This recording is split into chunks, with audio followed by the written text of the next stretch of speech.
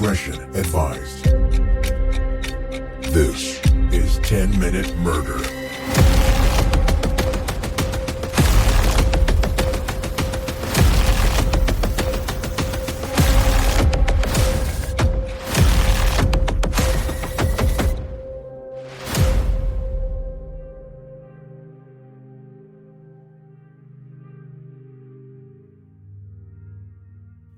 Anna Mariah Wilson, known as Mo, grew up surrounded by people with a deep love for sports. Her entire family was athletic in some way, and as a young child, Mo quickly fell in love with competitive cycling. She was also a talented skier, but cycling was the sport that she wanted to spend the rest of her life doing.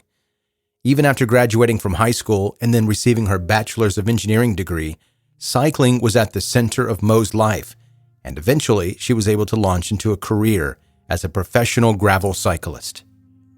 In late 2021, Mo had a fling with another professional gravel cyclist, world champion Colin Strickland.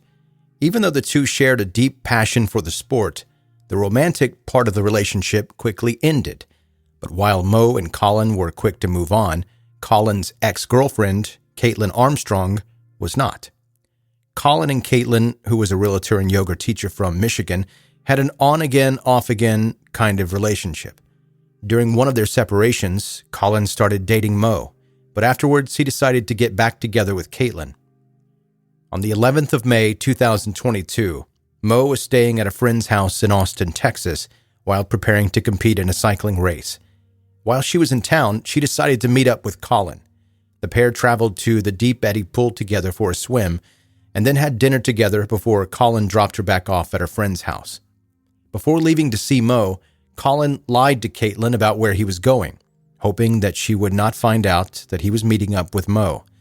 However, after using her laptop to look at his messages, Caitlin managed to use the exercise app Strava to track his location. Only a couple of hours later, Mo's friend, Caitlin Cash, got home and found Mo lying in a pool of blood on the tiled bathroom floor. This, by the way, is a different Caitlin, spelled with a C instead of a K. She dialed 911, telling the operator, quote, "I can't tell what happened. She's not awake, and there's blood all over her face." When first responders arrived at the house, they pronounced Mo dead at the scene. Mo's autopsy revealed that her cause of death was blood loss due to multiple gunshot wounds, one to the chest and two to the head. The angle and positioning of the bullet holes revealed that she had been shot while lying face up on the floor in the same position where her body was later found. Several 9mm casings were found at the scene, but the gun that was used to shoot Mo was nowhere to be found. Now that investigators knew that Mo had been murdered, it became crucial to find out who had been in and out of the house before Caitlin Cash arrived home at 9:45. Police were able to recover footage from several neighborhood surveillance cameras, which showed Colin Strickland pulling up outside the address and dropping Mo off. It was clear from the footage that Colin remained in the vehicle. He had not followed Mo inside, and he had not returned to the property after leaving. However, less than 2 minutes after Mo had gone inside the house, a second vehicle had been captured near the address, a black 2012 Jeep Grand Cherokee, identical to the car that Caitlin Armstrong drove. Initially, Colin told the police that he didn't know Mo, but after a while he admitted that the two of them were still romantically linked and that he often deleted text messages from his phone to prevent Caitlin from finding out. And to pause the story really quick, if you ever find yourself in Colin's situation here, which I hope and pray that you never do, but Colin is asked by the police if he knows Mo. He says he does not. When they know, he definitely knows Mo. Doing that only makes him look like he's hiding something. He's guilty in some way. So if you ever find yourself in that situation, do not lie to the police, especially about something that they already know. They're just asking to see what you say to gauge whether or not you could be a suspect. It makes the investigation go by smoother, and the police are able to focus on the possibility of who actually committed the crime. Okay, back to the story. Despite Colin's best attempts at hiding his infidelity, Caitlin found out, and she was willing to do anything to make sure that Colin and Mo could no longer see each other. The police received an anonymous tip from somebody close to Caitlin, claiming that shortly after finding out about Colin and Mo's continued relationship, Caitlin expressed interest in buying a gun.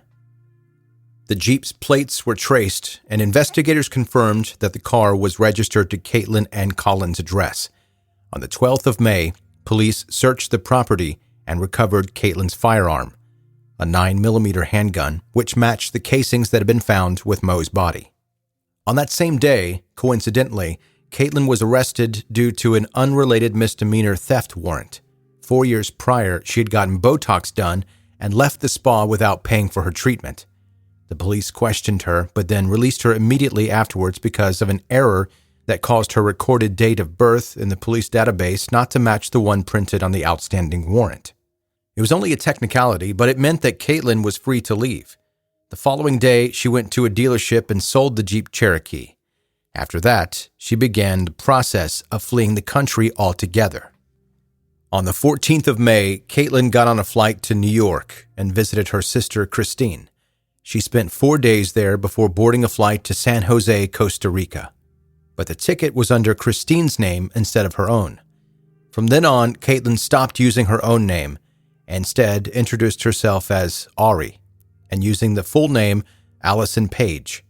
She arrived in Santa Teresa, a small beach town located west of San Jose, and booked accommodation at a surf and yoga lodge called Don John's. Caitlin tried to blend in with the other travelers, working on her laptop on the lodge's patio and going out for drinks with the other guests in the evening. Despite going by a different name, Caitlin was still concerned that she would be recognized.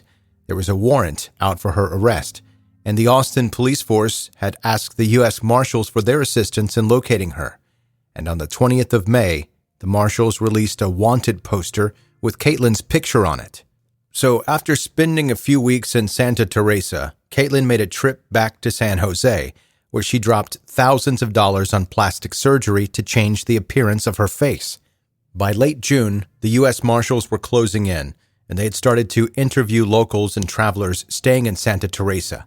According to CBS News, who interviewed one of the U.S. Marshals assigned to tracking her down, he said, quote, "We decided we were going to put out an ad, or multiple ads, for a yoga instructor and see what would happen.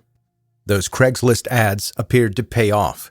Less than a week later, they were able to locate Caitlin sitting outside Don John's on the patio. One of the marshals who apprehended Caitlin initially didn't recognize her due to the plastic surgery, saying, quote, "Initially, it didn't appear to be her, but as I got closer, I realized it was her.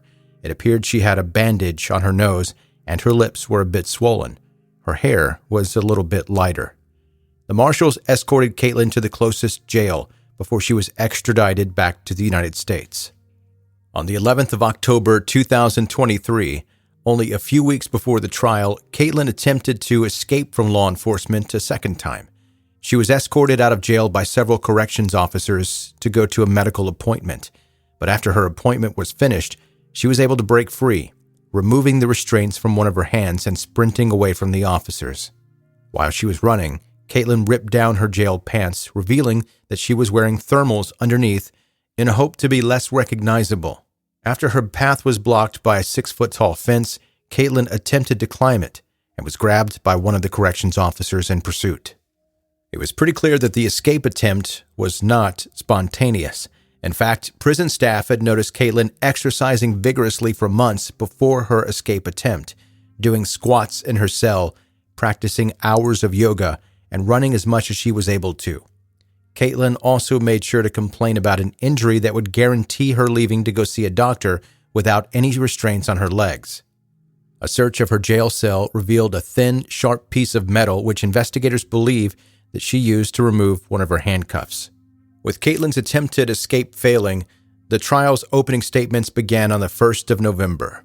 More than 20 witnesses testified, including one of Caitlin's close friends, Nicole Mertz.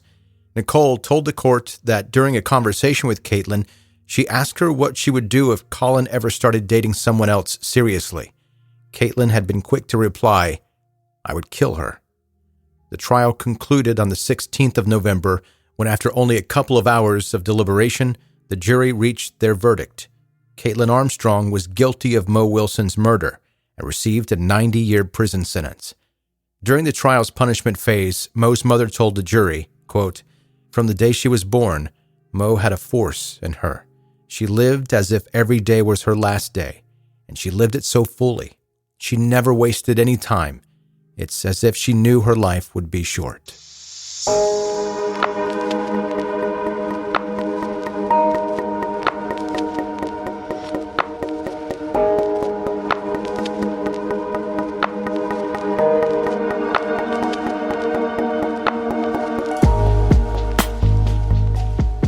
That's 10-Minute Murder for today.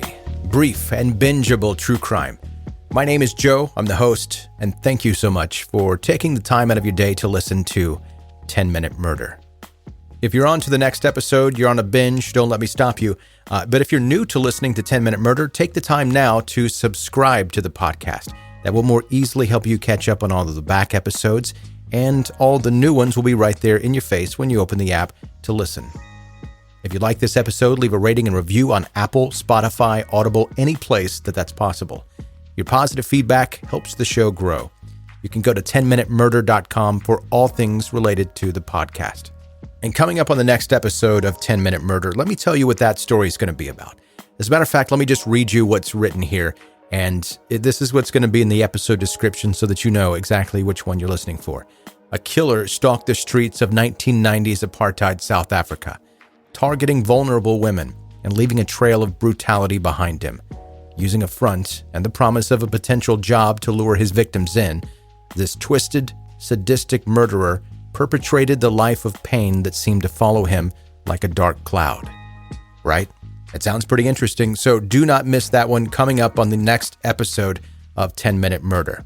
And that's going to do it for today. Thank you so much for listening to 10-Minute Murder.